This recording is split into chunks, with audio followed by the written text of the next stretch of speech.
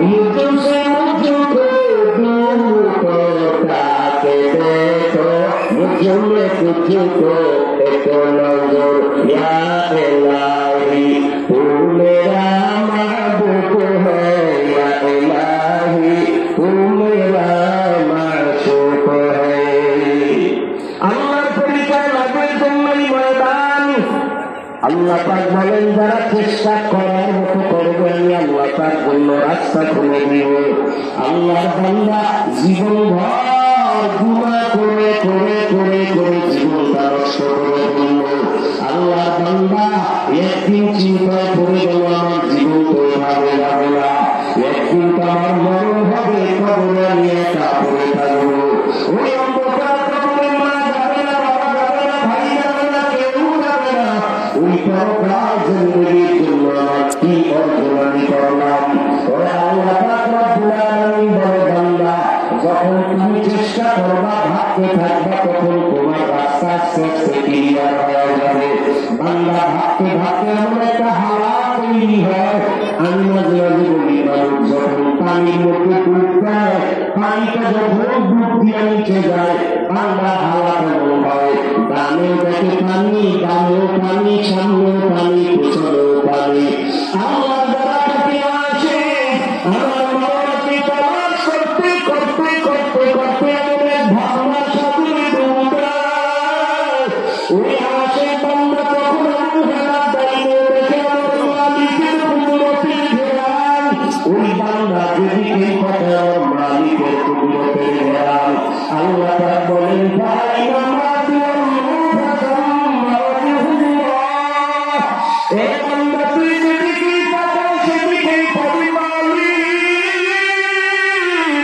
আমি মালিকের ফাঁকি দিয়া কোথাও পালানোর কোন জায়গা নাই।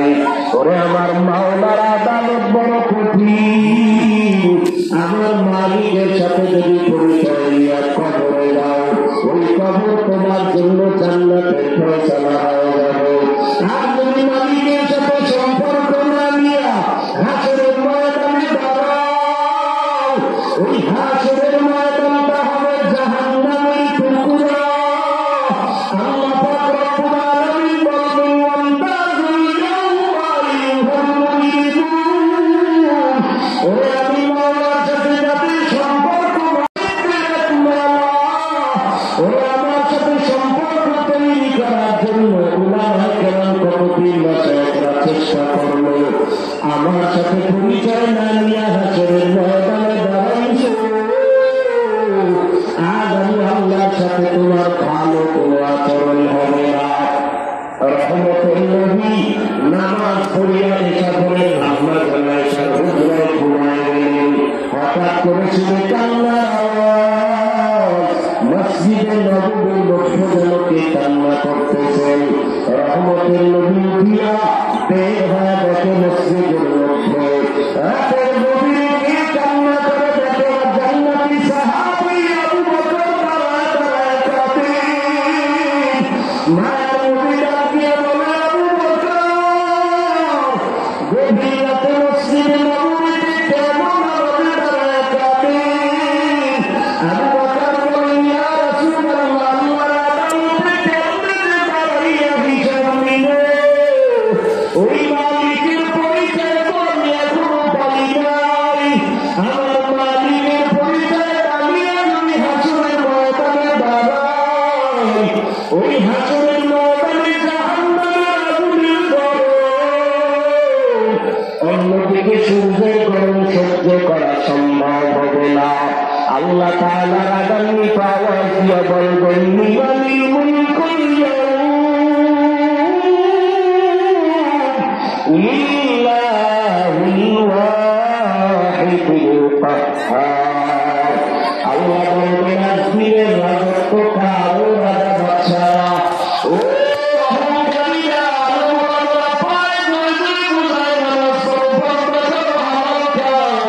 অহংকারী ভাব নিয়ে নামাজ পড়ার দরকার নাই, রোজা রাখো না, পর্দা করো না। ওরে আমার মাওলাকে ছোট মনে করিও না। আমার মাওলা যত দয়াময় ততটাই ভয়ঙ্কর। ওরে কিয়ামতের ময়দানে আমার আল্লাহ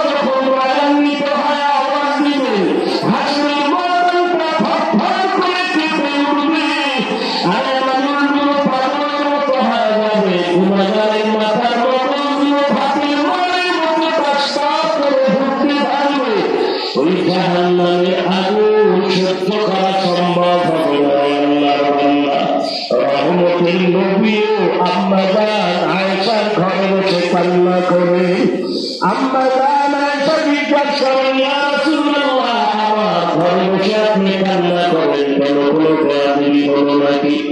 আম্মা জান আয়েশার জবাবে নবী বলেন, আয়েশা, আমি মাঝে মাঝে বেশি কান্না করি দুইটা কথা যখন আমার মনে হয়। এক নম্বরে, আয়েশা, আমার জীবন ছিল একটা দুঃখের সময়ের জীবন। তুমি তখন দুনিয়ায় ছিলাম না আয়েশা, এমন একটা সময় ছিল দুনিয়াতে আসি আমি বাবা বলে তার পিঠে বাড়ি গেলাম, 6 বছরে আমি আমার হারিয়ে বড় তাই ময়দানে আমাকে পাথর মেরে রক্ত ঝরায়। ও আমার তখন তাদের কেউ নাই, আমার আপনজনেরা দুশ্মন পথে কাটা দেয়, আমাকে মারার জন্য কত ষড়যন্ত্র করল। ওই সময় আমার কেউ নাই, ওই সময় আমার একজন আপন সঙ্গী ছিল খাদিজা, আর বড় ধনী, সব সম্পদ আমাকে দান করে দিয়েছিল। আমি দিনের দাওয়াত দিয়া যত রাতে ঘরে আসলাম, খাদিজা দরজা খুলি অপেক্ষা করত, একটা সেকেন্ডের জন্য ঘুমায় না। ওই খাদিজার কথা যখন আমার মনে পড়ে আমি চোখের পানি ধরে রাখতে পারি না।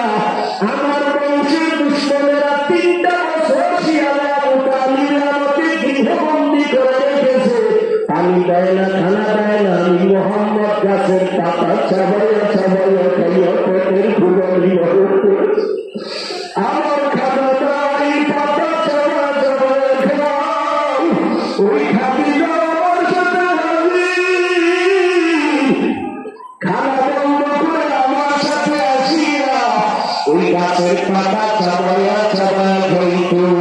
ওই খাদিজার কথা যখন মনে পড়ে আমি চোখের পানি ধরে রাখতে পারি না। আর আমার মাঝে মাঝে কান্নাতে আমতের কথা যখন আমার মনে পড়িয়া যায়, আমি চোখের পানি ধরে রাখতে পারি না। কিয়ামতের ময়দানে তো ভয়ঙ্কর হবে, ওই ময়দানটা বর্ণালিয়া পুরুষ সব উলঙ্গ দাঁড়াবে, আমার আল্লাহর আদালত বড় গরম হয়ে যাবে।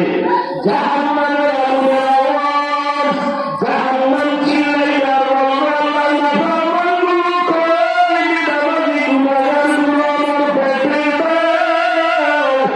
ওই সূর্যের গরমে জমিনটা তামা হয়ে যাবে, ওই সময় আমার উম্মতের কি হবে? সমস্ত নবীরা কাঁদতে থাকবে, নিজের জন্য উম্মতের কথা ভুলিয়া যাবে। উম্মতেরা পাগলের মতো ঘুরতে ঘুরতে এক পর্যায়ে মুহাম্মদের তালাশ করবে। আম্মা জান আয়েশা রাদিয়াল্লাহু আনহা বলেন, নবী আপনাকে কোথায় পাওয়া যাবে?